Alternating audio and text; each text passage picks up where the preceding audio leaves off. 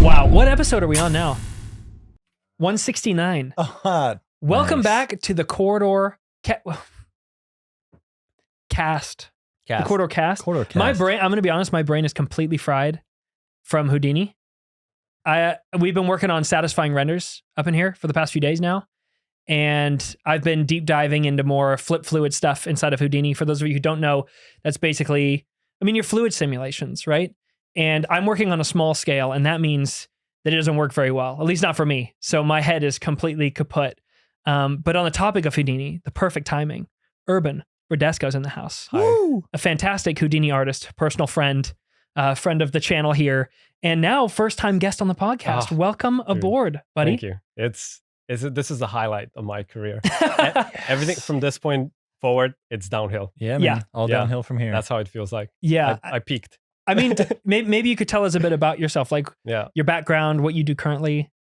Well, when I was a baby. Oh, I love that. Yeah, let's start right there. Actually, can we predate that too? Tell us about your family, your parents. The history of my whole family. Yeah. No, I don't know. I always wanted to be a film director. That was nice. the goal. I feel like a lot of people, they start with, I want to be in films. Yeah. And then like right after high school, they were like, oh, you need to go to college for film directing. I was like, no, I'll do my own studio. That feels like a better way to learn. Oh, wow. That's brave. So I did that for like 7-8 years. Wow. And we did, music videos, commercials, stuff like that. But then clients, they usually, they wanted more and more motion graphics in the just like, oh, can you add a title at the end or at the beginning?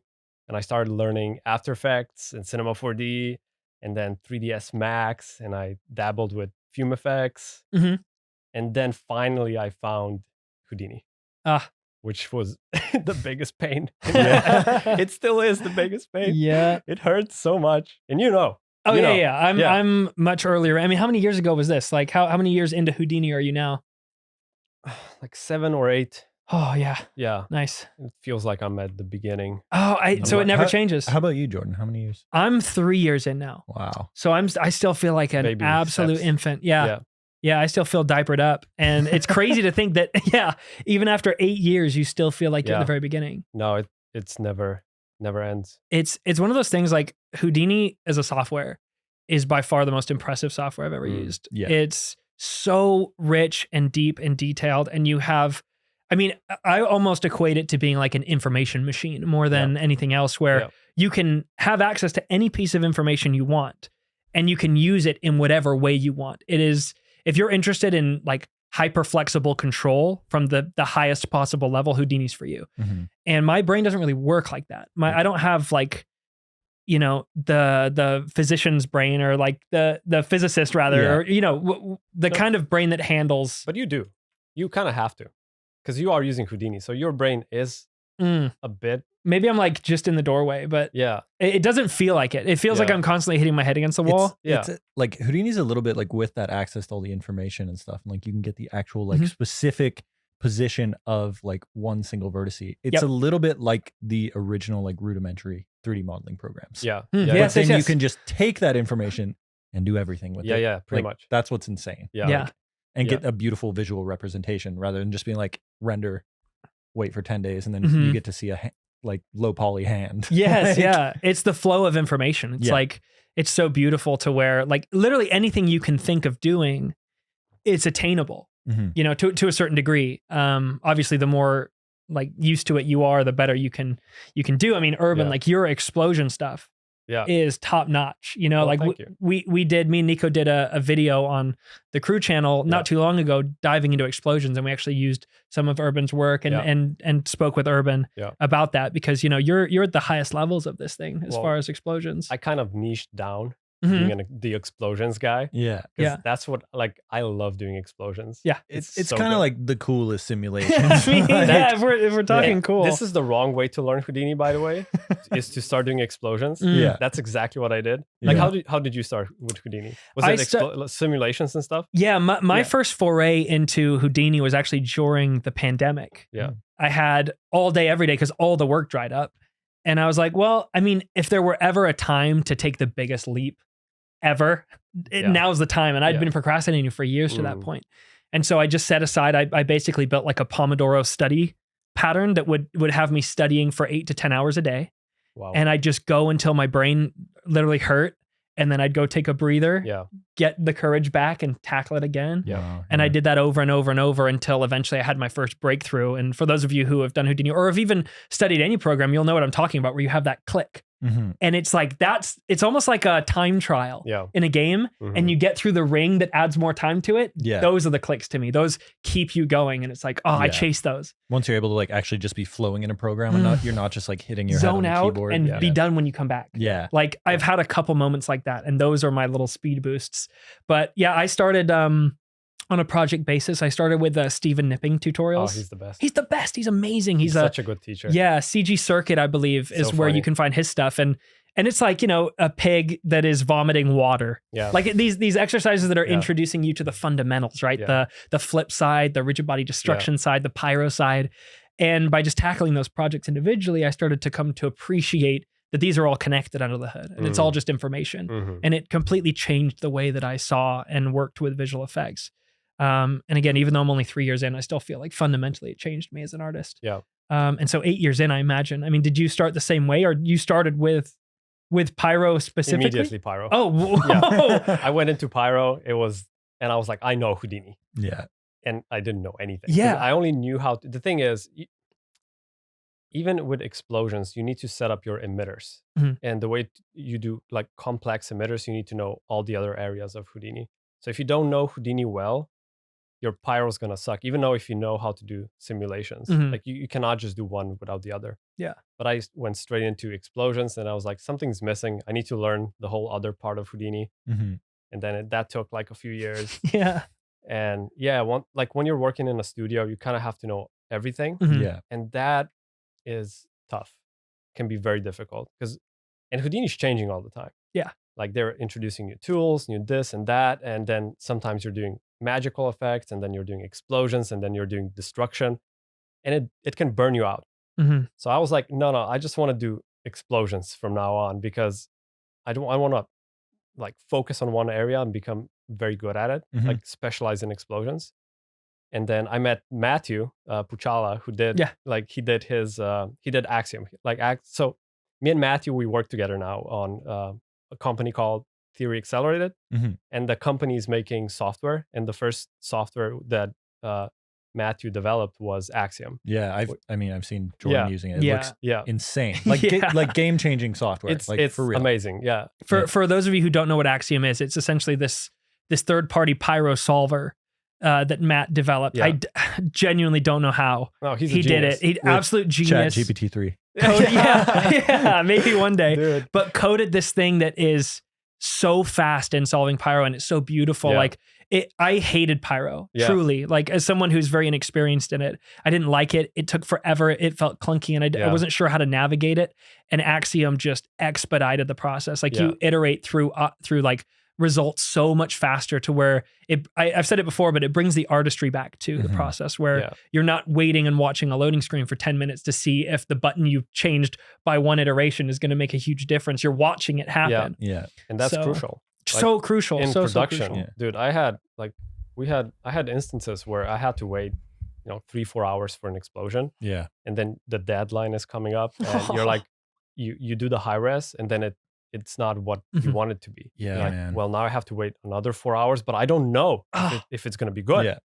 Just rolling the dice. There's nothing more stressful, it's man. So this is where if your emitter is very good, you will the emitter will shape your explosion. When you say emitter, what do you mean? It's like with real explosions, you have like gas or like gunpowder and stuff like that. That's your emitter. You ignite it. And that's going to push everything up. So in CG, you have to do the same thing. You have to look at it as if it was a real thing and do your emitter properly. Like for instance, like if you have an explosion like underground, like a dust explosion, it would lift up the ground, and then the debris and dust would fly up, and it would just freaking all the particles that will make the explosion, right? You have to simulate that in Houdini first before you do the sim. Right? You're almost thinking, I mean, literally at the end of the day in Houdini, for the most part, you're trying to recreate real life. Real life. Yeah. So taking into account genuine sources of explosions and what they do and how they operate is integral to creating something that's realistic. So that's going to shape it. So if you, that's why I said before, you have to know other aspects of Houdini to do good explosions. Let's say for me, I usually use either flip for my emitters or grains. So grains will imitate that ground, like dust and mud kind of particles. And that will shape your explosion a bit. So with grains, that's done in the vellum system, correct? Yeah. And the way that vellum works is vellum's taking into account the particle relationships. Yeah. So as it explodes, it's like clinging to its neighbors and clumping in certain ways. You can design all of that. But by simulating that first, you have the clumpy soil or whatever it is that's exploding versus what you said, flip, which would operate more like gasoline. Or just spray, particles. or just particles, that are spray. shooting out. And so, different approaches to different explosions. So you get different results. Yeah, because in Hollywood, they usually use the gas explosion. So they would launch a lot of fuel up in the air and then they would ignite it. Yeah. So you get... the chase. Really cool. People kind of, I mean, I guess they still look cool. Yeah. But because I think they're overusing them a bit. So everybody knows, that's a fake Hollywood explosion. Yeah. But it's still fun. Yeah. It's still something blowing up ultimately. Yeah. Do you have a, this is always a hard question, but do you have a favorite like explosion you've done? Like you're like, this is my baby. This is like, I would show someone first if I'm like, this is the best thing I've ever done. So I did one. It was for a Rebel Way workshop. Cool. It was a big like nuclear explosion. Oh, I love that. You know the one? Yes, I know the one. Is that it's like kind of a camera zooming in? Yeah. like, it's bonkers, dude. That one is incredible. So massive. And I was watching. So the reference was the explosion from Star Wars. Rogue One. Rogue One. Yeah. Miguel did that explosion. He's like he's my hero. Gosh, like he's the best VFX artist ever. Nuts. So that was my reference. But then I also always watch anime for explosions. Anime has the best timing. Yeah, man. So then I start combining like real explosions plus anime, and you just get the best thing. Yeah. You capture the sense of energy because it's like, about the energy. Yeah. It's.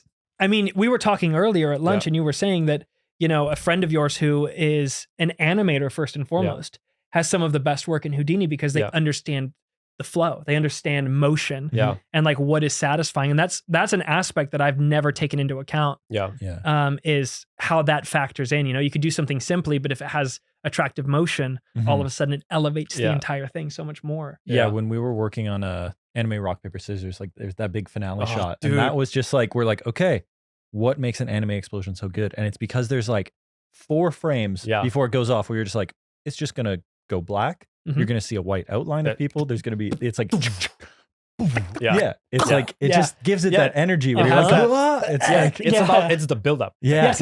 Exactly.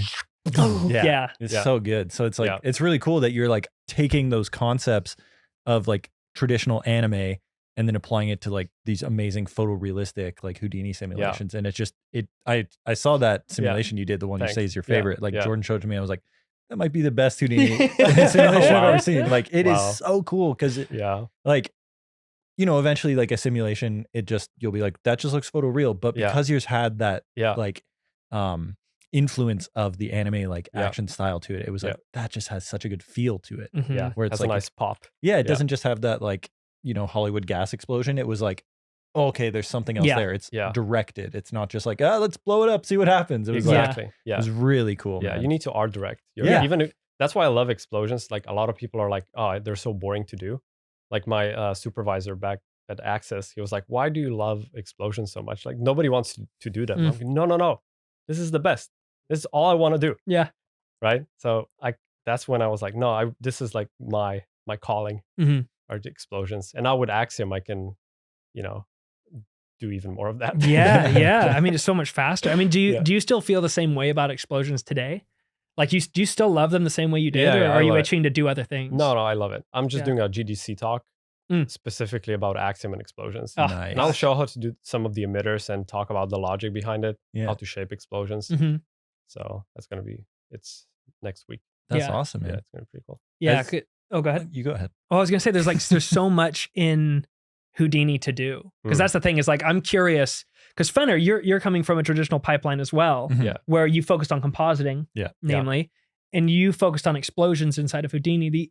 The idea of generalism, like as an art form, is that sustainable if you're trying to climb the more traditional pipeline route? I think my opinion on it is specialize in one thing. Like my kind of industry path was like, cool, I'm going to start as a junior compositor, work your way up to like a mid, then a senior, then a lead, then a comp supervisor.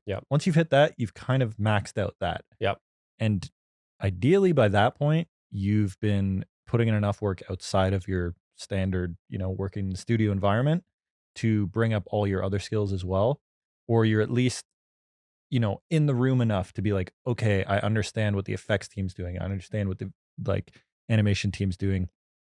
And then you can kind of graduate to that VFX supervisor level where you're like, okay, even if I can't directly jump into Houdini, I at least need to be able to talk to my effects lead and be like, hey, this is what we need. Can you do it in this style? Or talk to your animation lead and be like, we need this, this, this, and this.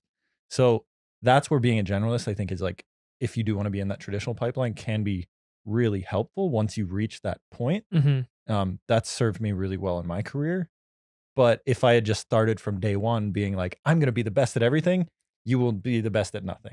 Jack of all trades, master of none. Exactly. And I remember when I was teaching, I had a student that was like, really awesome kid. And he was like, yeah, I want to specialize in being a generalist. I'm like, that doesn't make any sense. Specialize in generalism. Yeah. And I was like, he's like, well, I really love simulation stuff. I'm like, then specialize in Houdini. Like, just do that. And because he was like, I want to do this crazy animation and then this and then. I'm like, that's so much time. And all of your work will suffer because you're spreading out your time on this like grand scale rather than taking your time and just hyper focusing on something like explosions. Like it's the Skyrim skill tree. It's the Skyrim skill tree. And what I loved about Skyrim is that you only level up the things you're doing. It's the same. That's how I view life. It's like a game and I'm just leveling up. Like explosions 100. I want 100. And then, but honestly, like when I was working at Access Studios, like even us, like the FX artists, we had to do pre-comps. So we all needed to learn how to composite. And I feel like you cannot be a good like VFX Houdini artist without knowing how to comp. Because you don't know what the other guy will need. What AOVs to give them, what holdouts, like all the passes, how it's going to look like. So we did pre-comps, usually like huge comps. Like they were huge.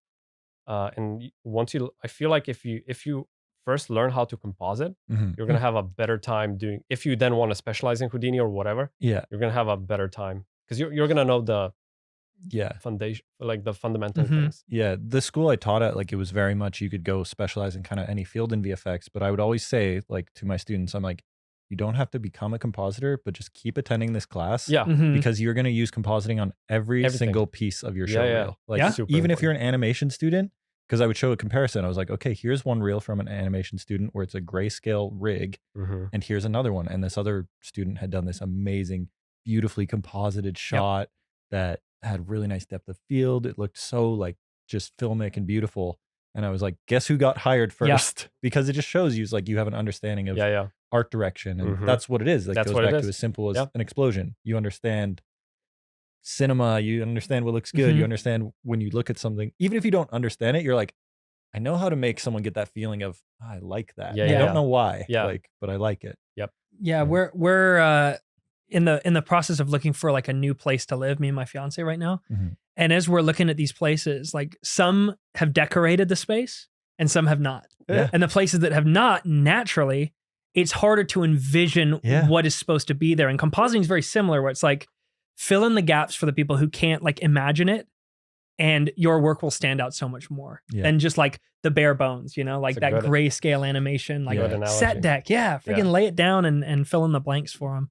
And nothing can like save or kill a shot more than compositing, because you could get the most incredible like Houdini sim, and then a compositor that doesn't know what they're doing could just ruin that. Well, that's what was crazy. Is like we were looking at the Rogue One explosion. I was just thinking that. It's bonkers. It's amazing. I showed you that, right? You showed it to me. I was like, dude, look at this. I couldn't believe, like, you strip away the compositing and it's still a very sexy sim. But it looks like a sim.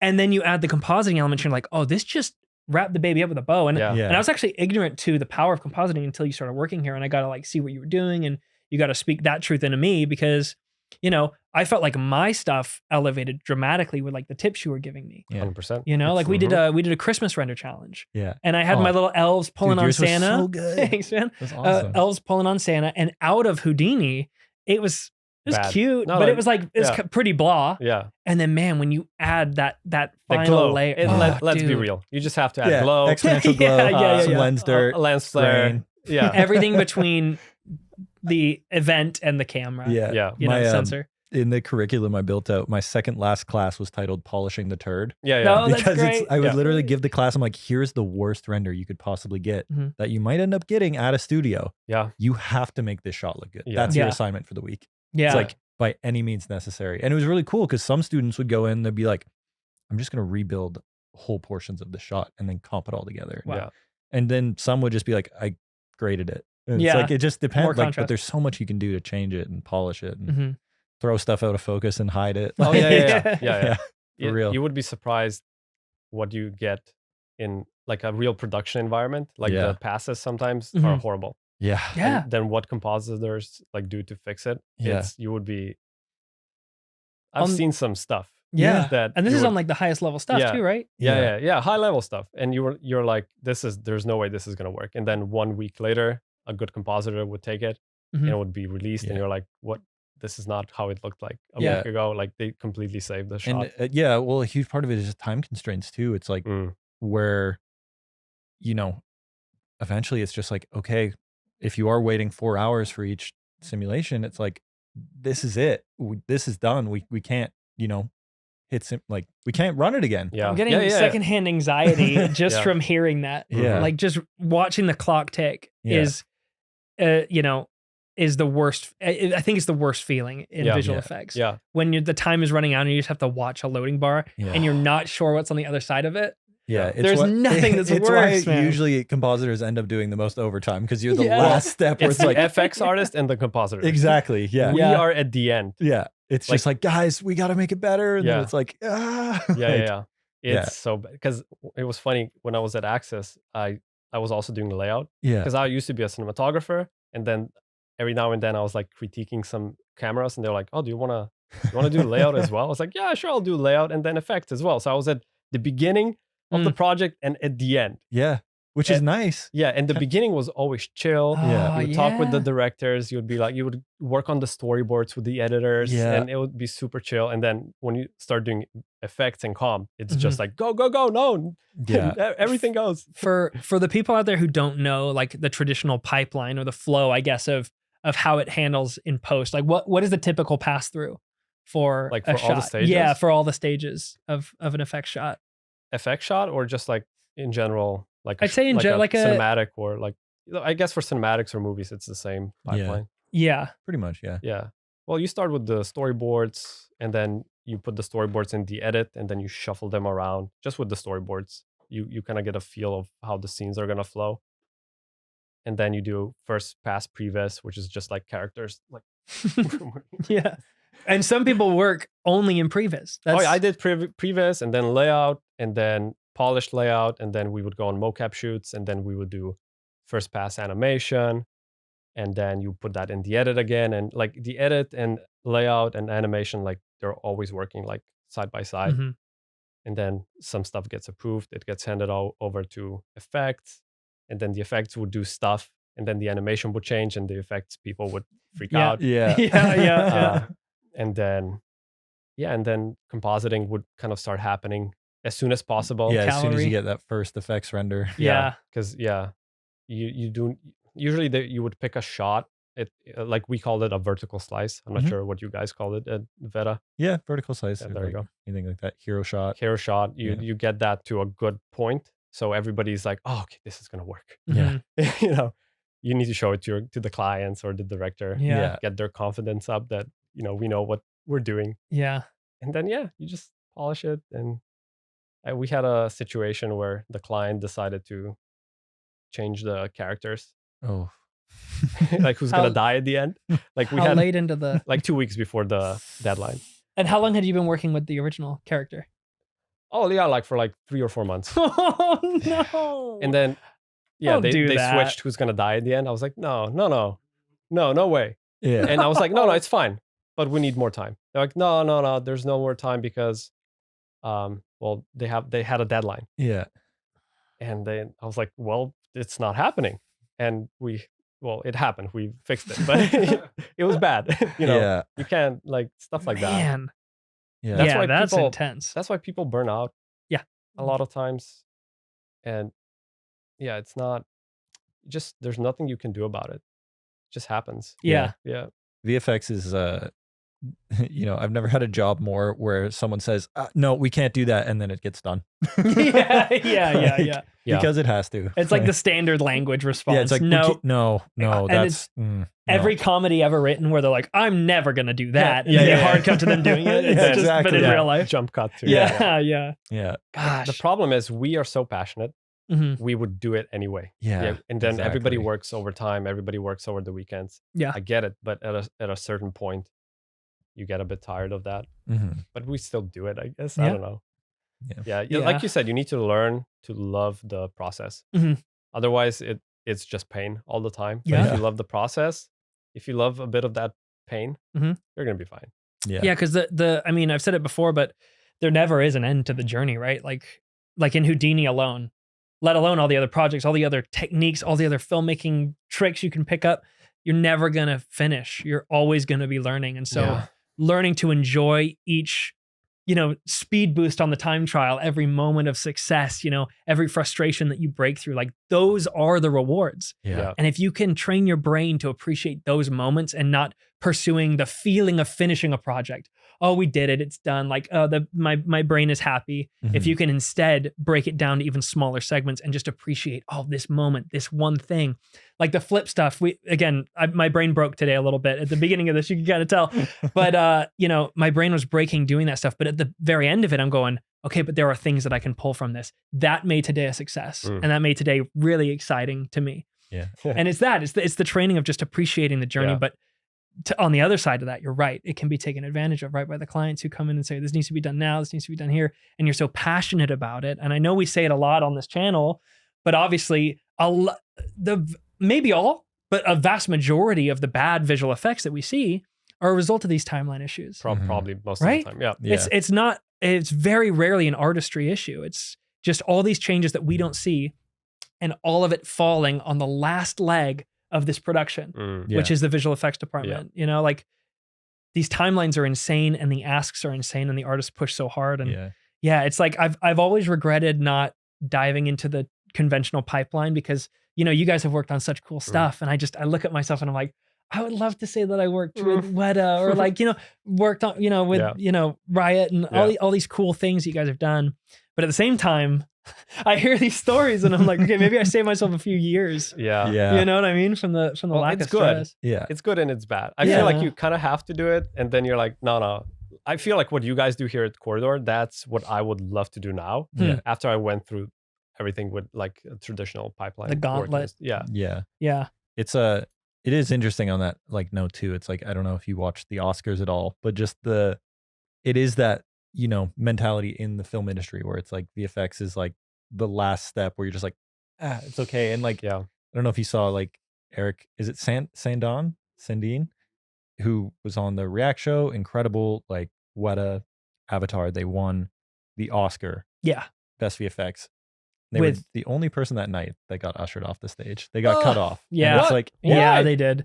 No way. just They speech got was going a little too long. cut And short. it's like they were the ones that they cut it off. And I'm like, that's Yeah. like, it just keeps happening. And it's like, it's the one kind of filmmaking aspect that isn't unionized. And it's just all this stuff. Dude, and it's it's like, so Well- much wrong with it. And people also take it, well, like with, was it Top Gun Maverick? yeah, They were like, oh, it was actually all practical. And then the visual effects people were like, no. yeah, Yeah, what the heck? But we're nominated for best visual effects. Yeah. exactly. One of my buddies, Christian Peck, he's an incredible artist. And he was nominated for a VES award for Mm. Top Gun. And I was joking with him. I'm like, I thought there weren't any VFX in that movie. Mhm. Yeah. See, And Yeah. like, it's frustrating. It's like to not be able to talk about your work Yeah. because of this like VFX being a dirty word in the industry and all like these different directors that are like, yeah, we shot everything practically. And Yeah. like, it's like, man, like, you know, I love Christopher Nolan. He's one of my favorite directors, but he's very much one of those people that is like, we shoot everything practically. And I'm like, do you? Interstellar, bro? Yeah. Like, did you Yeah. did you shoot? It was a real black hole. You went to I love space. people to know that. Yeah. Yeah. You Fun know, fact. Oppenheimer, I'm sure there's going to be some amazing Houdini simulations in that. Well, they are doing something like, They are actually. I want to see how they're going to do the nuke. Right. I'm curious. Apparently he's blowing up an actual nuke, but No, it's probably No way. that's what he's saying. Oh Like, that's my what's out gosh. there. It's like, No. because of this, like, we're going to blow everything up for real. probably going to be a big explosion and they're going to put it in slow motion or something. Exactly Yeah. right. It's like he'll shoot it on a phantom camera and be like, look Yeah. how big it is. So big. Jeez. Well, I wonder, like, there's the idea of the union, right? Mhm. Like IATSE, I think. Yeah. I'm woefully ignorant to this. I don't know if you guys are any more like. I'm kind of tracking Yeah. things that are happening, but I'm not exactly sure. Yeah. Because I remember like starting to look into that before I started working here. Yeah. And I don't know why, and there may be really valid reasons. I'm just not sure why there isn't a union for visual effects yet, because I don't know. it feels like we need the protection. There's constantly abuses taking place within the industry, and Yeah. it's like so much talent and so much ability. And it just feels like, man, what is stopping us from banding together and being more of like a cohesive unit here? I'm really not sure. I think what it is because like there's been, you know, studios that have tried to unionize, and like Mhm. I think especially around like London and stuff Mhm. has been a huge part of it. And the studios just have so much power to be like, all right, you're all laid off because Mhm. no one's unionized, so they Mhm. can just do that. And unfortunately, there is such a it is such a competitive industry that they're just able to replace all those people. And because it's like, whatever, just throw money at it, we can completely flip this team. Mhm. And that's obviously oversimplifying the issue, but it's Mhm. like, it's kind of, yeah, it's basically just a like, yeah, that's fine. Try to unionize, you're out, like, which is awful. Like, obviously very complex issue. But Yeah, it's I like, know. Yeah, yeah. I know it is. Yeah, it is weird that pretty much every other asset of filmmaking Mhm. is unionized. Like, so I just wonder if like maybe being global too has something to do with it, where it's like, you know, the teachers union here, it's like that's in person. Mhm. At least it is again now. yeah, But that feels easier to control than like artists who are in Canada and Australia and India and New Zealand and America. and it becomes an interesting thing too, because you end up with issues of studios being so global now and people Mhm. working remote. Like, it just becomes very interesting where one studio will be like, well, this country actually has these laws in place, Mhm. so we Yeah, have to abide by those. Or if you're working remote, it's like, okay, which country's laws am I going by as Mhm. well? And like, you know, I signed a contract that says this, but technically that's illegal in this country. Mhm. And so it's a really, again, I think that plays into it. And it's like, it needs to be, I mean, it's called, I was about to say it needs to be a unification. That's what a union is. Yeah. Like, it Yeah. really does need to be globally every artist at every studio banding Yeah. together. Because as Mm. soon as one studio is like, no, let's not do it, guys. It's like, Yeah. you know, I do think it'll happen, because I think there has been this like groundswell of like, you know, every time there's someone getting cut off stage at the Oscars, Mhm. it's like, come on, that Yeah. like, And you're talking about for a film that It's just visual effects. yeah, like, what that's is the that? movie. Yeah, exactly. It's up for best picture. Yeah, Like that's the like, Yeah. that's all the whole picture is it? yeah, like, Oh best my picture, gosh. it's all rendered. Yeah. Like, Yeah. yeah, and it's Wow. yeah, it's crazy, man. There is it's like this level of like, it's the computers, they'll do it. Mhm. Yeah. I think people don't know about Mhm. it enough. Yeah. Have you guys seen the Light and Magic documentary? Yes, It's so it's incredible. good. Yeah. You see, they were kind of celebrating visual effects in those documentaries. Mhm. Yeah. And with you know the Spaz Yeah. Williams. Yeah. You know, So cool. he did all the Jurassic Park stuff. Gosh. Yeah, but he also didn't get mentioned at the Oscars. Have you guys seen his documentary? It's The called Jurassic Punk. Yeah, have you seen it? I haven't seen it. I heard what? it's, I Yeah, heard it's dude, good. it's so good. Yeah. Yeah, he was super depressed. Like, he kind of pioneered all of those workflows. Oh yeah. And then he didn't get the praise, or even they never mentioned him like when they won the Oscar. Mm. He was so pissed. Like, there's footage of him watching the Oscars and they didn't mention him, and he was like, what the fuck? What is Yeah. yeah. what is happening? And then he got a bit depressed, and then I guess his attitude and everything. I think they fired him from ILM. Yeah. Which is why he should have, if there was ever such a thing as tenure in visual effects, yeah, I he think deserves it. I think he's kind of gone a little bit. Oh, is he Twitter like conspiracy kind of thing lately? He did like now saw. it's happening with him. Yeah, I think he's a little bit like conspiracy theorist kind of guy. Like, Well, he went to rehab for alcohol. Yeah, because so maybe but it was that because he did so much work, and it was funny because they told him not to do it. Yeah. That's right. They were gonna do it with stop motion, and he was like, yeah, I know a better way, and then he kind of went, off rails. The story is, if I'm not mistaken, is Dennis Muren wanted to go the stop motion route, I believe. Yeah. And he was taking the producers of the film Jurassic Park on a tour. Yeah. And they played it on the screen as the producer walked by, and she just happened to look over and go, what's that? Yeah. And then Dennis had to take her over. That thing? Don't look at that. No. Don't look at that. And then once they saw it and Spielberg saw it, they're like, we're done with stop motion. We're moving forward. But poor, what's his name? Phil Tippett? Yeah. Oh, poor guy. Because that was his thing. Yeah. It's, you see, like you have to kill something for something else to be born. Exactly. And obviously we won't go into it because Nico's not here. But that leads into the AI question, right? Yeah. It's like, AI. Yeah. It's the same thing that comes up when these new tools come, and then there's all the questions about usage and how it's fair and why it's fair, or if it's fair. And you guys destroyed the whole industry. Yeah, man. It just becomes one of those things again. So it's interesting seeing that from far away and then seeing this new revolution take place. Like Chat GPT. Yeah.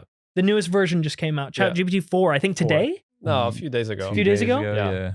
What's new in that? You were mentioning that you're more up to date. I played just a bit because I'm here traveling. I haven't had the time, but apparently you can upload pictures, you can upload videos. It's gonna, like, you can just sketch something.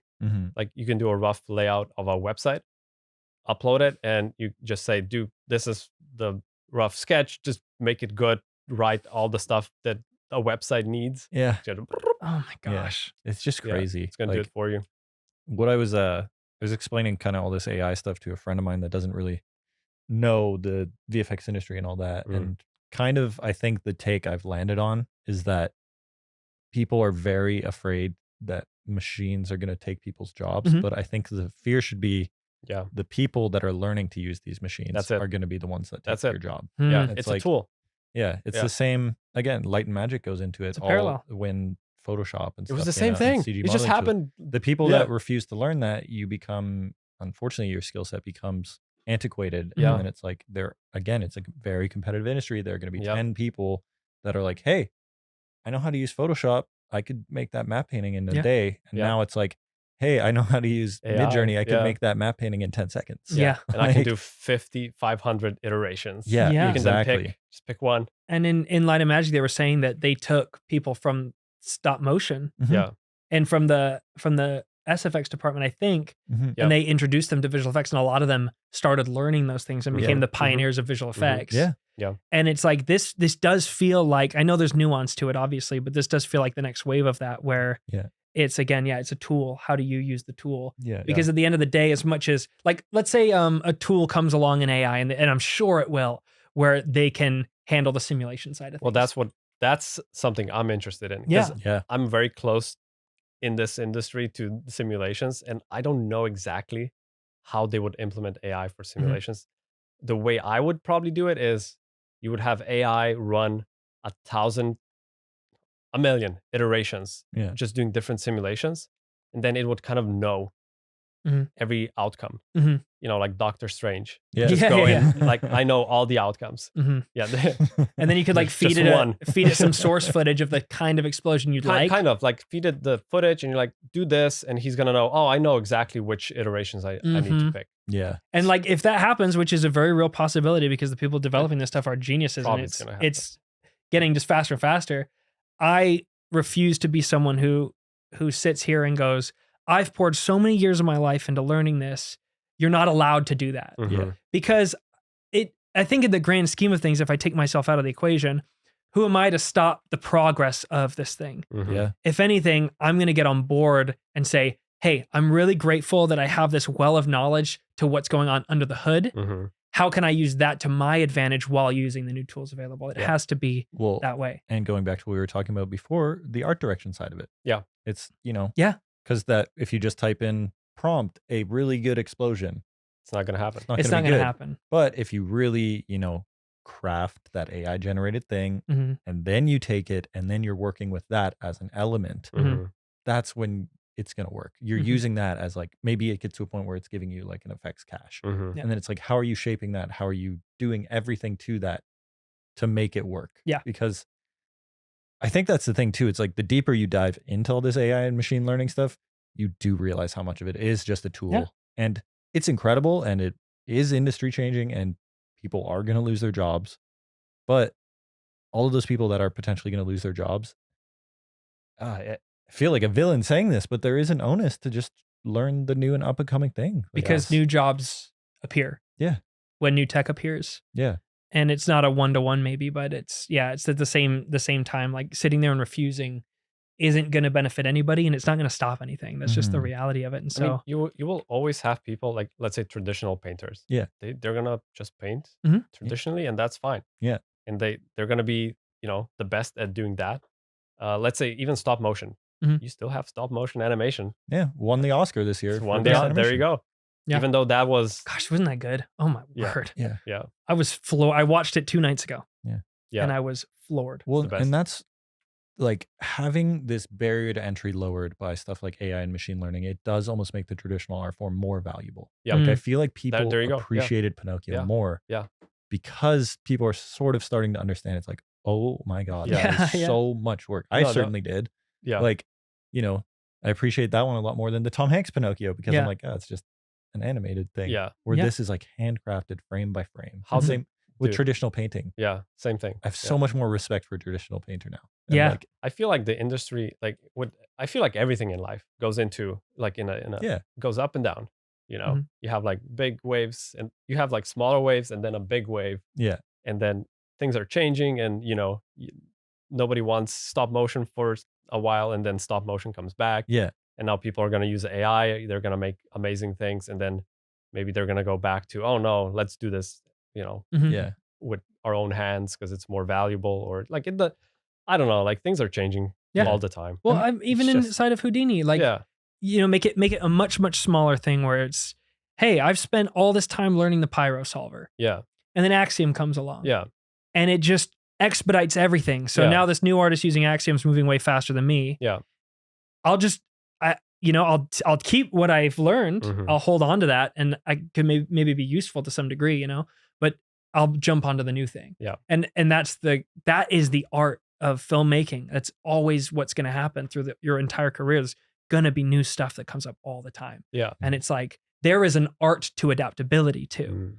That is a key part of being an artist is the ability to adapt to the environment that's ever changing. And, you know, if you want to be a part of the latest, you have to be a part of the latest. You know what I mean? Yeah. Yeah. Or you can do your own thing and you can, you know, like, handcrafted wooden furniture, like people would incredibly valuable. Yeah. Very beautiful, very, you know, and beautiful niche. Yeah. Some people would rather go to IKEA and get it for cheaper, faster made. Like IKEAs will exist in every industry. Yeah. That's a good analogy. Yeah. And it's the IKEA of VFX. The IKEA of VFX, dude.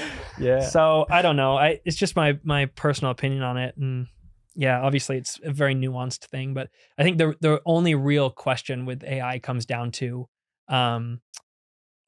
you know, utilizing the artist's work. And we've talked about this a bunch, right? We don't need to go into it again, but it's like, how do we give credit where credit's due or build our own completely custom database that we pull from? Because then it's all good. Yeah. Like that really is the one caveat of using other people's work. No.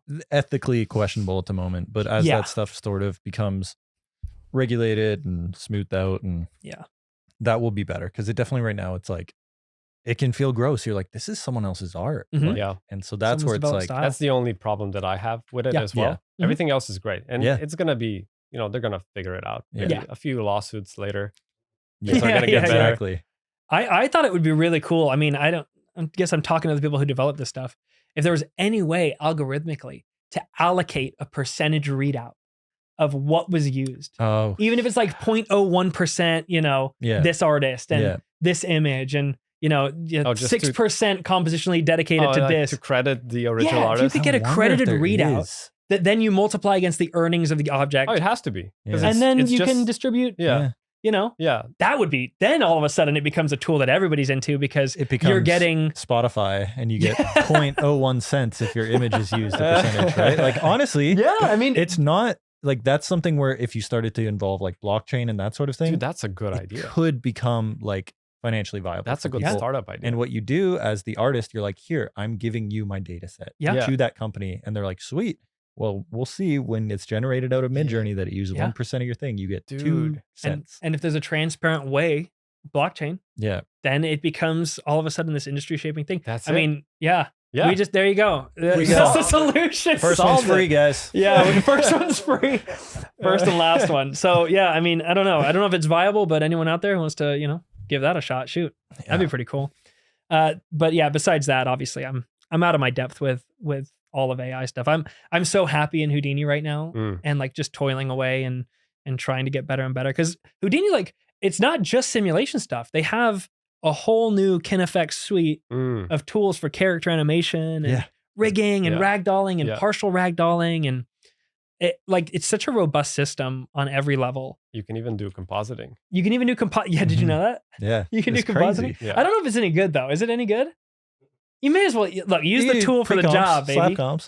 Slap comps. I mean, there's a reason you have Nuke. Fusion. I think they're gonna make it better, but it's not their priority. Yeah. But it's good to have, though. Honestly. Like quick slap comps. You put a few passes together. Mm-hmm. Yeah. And now they're introducing Karma too, obviously, as like a production ready renderer. Yeah. I've had some success with it so far. Yeah. Do you like it? There's obviously Mantra's the older one for Houdini, and Karma's the newer one for Houdini. Mantra's the OG.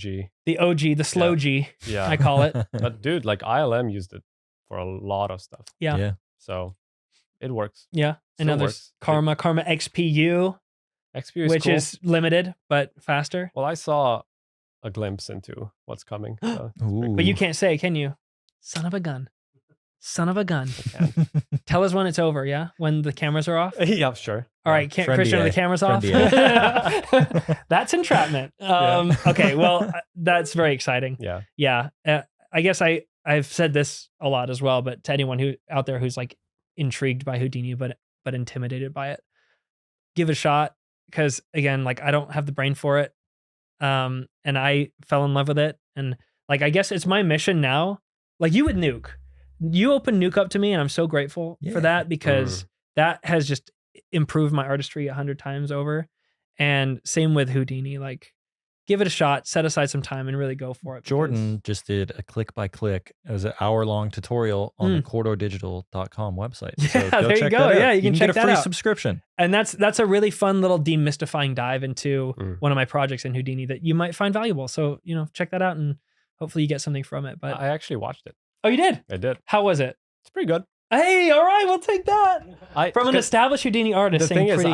I don't know anything about KineFX, so like you just by showing the basics, and it was fine. It was click by click, So I'm like, I can actually use this tutorial to do some KineFX now. Heck yeah! You can add that little endorsement to the description. It was okay. It was okay. Urban Bradesko, yeah.